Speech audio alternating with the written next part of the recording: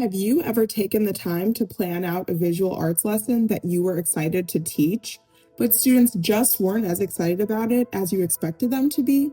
Well, today, I'll introduce you all to 3 instructional design models that can help get your students excited to learn again.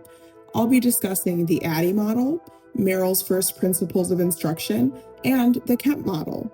I'll also share how I used Merrill's principles of instruction to revive a unit of my own.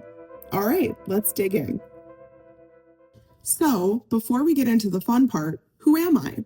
My name is Alyssa Beach, and I have been teaching visual art in Chicago Public Schools for 12 years now. I am also a graduate candidate at the American College of Education, and I have been rigorously studying various instructional design methodologies in order to present to you their pros, cons, similarities, and differences. First up, I will be discussing the ADDIE model. The ADDIE model consists of 5 phases: analysis, design, development, implementation, and evaluation. It is an iterative design process, which means that its phases can be continuously cycled in order to refine your instructional design content to meet the needs of your particular learners. Next up, I'm excited to present to you Merrill's first principles of instruction, but first, I wanted to share one of his famous quotes. With the growing popularity in e-learning, it occurred to me that the E should mean more than electronic. If we are going to call it e-learning, shouldn't it be effective, efficient, and engaging? As stated by Shimshek in 2010, when he reflected on an interview with M. David Merrill, he is a pioneer within the field of educational technology and has also been at the forefront of the field of instructional design for over 50 years. Merrill's first principles of instruction are built on 5 tenets. Instruction must be centered around a real-world problem that students would encounter, and then they should be able to recall and activate prior knowledge to build upon it.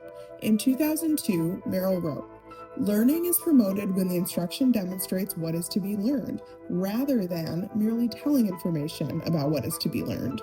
In Merrill's model, students are able to demonstrate, apply, and then integrate their newfound learning into their daily life right away.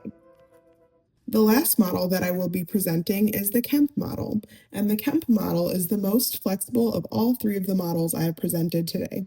As referenced in an informational video by the American College of Education, the Kemp model contains various activities that help instructional designers revise and evaluate their designs both summatively and formatively. This model allows instructional designers to refine specific parts of their plans as it becomes necessary, which is ideal for quick revisions. Which of these models are you most excited about? Do you think these models share more similarities or more differences? Let's find out. All right, were your thoughts on the similarities and differences correct?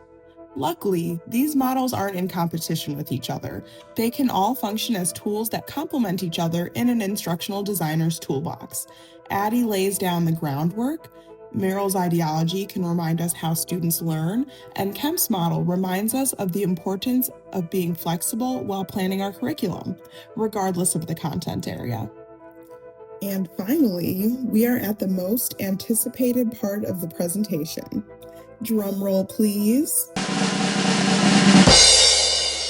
I will now be applying Merrill's first principles of instruction to a unit for my graphic design students about making GIFs.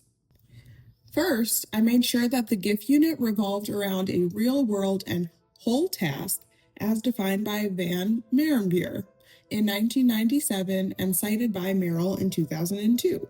A whole task can be clearly demonstrated to students as opposed to being simply explained.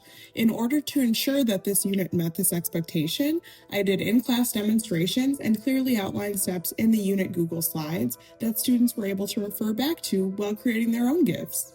As you can see here, I have various screenshots breaking down how students can organize their Photoshop tools and panels so that they are able to make a GIF of their own. I also define the word GIF for students and unpack the pronunciation context with the word GIF on social media because that is also relevant to my learners. And now I have some student past examples as well.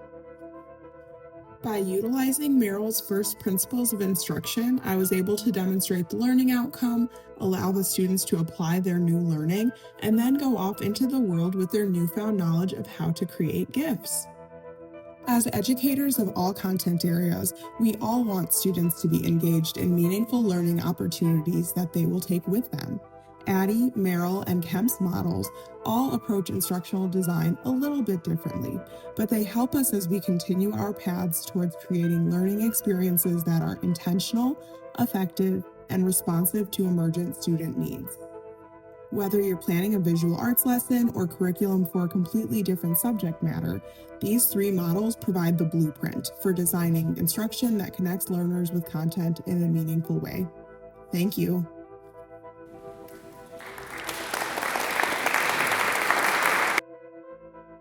All video editing was done in Adobe Premiere Pro, and all sound effects and background music were found at freesound.org.